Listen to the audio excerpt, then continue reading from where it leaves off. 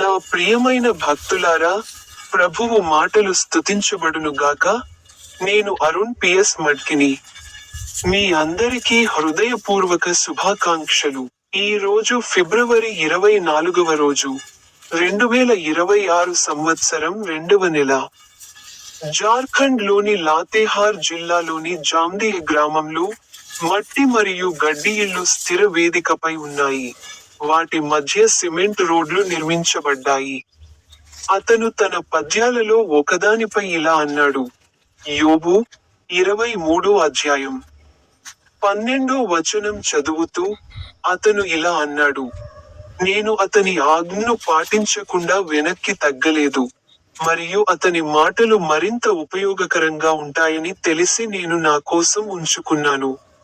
మీ అందరికీ హృదయపూర్వక శుభాకాంక్షలు.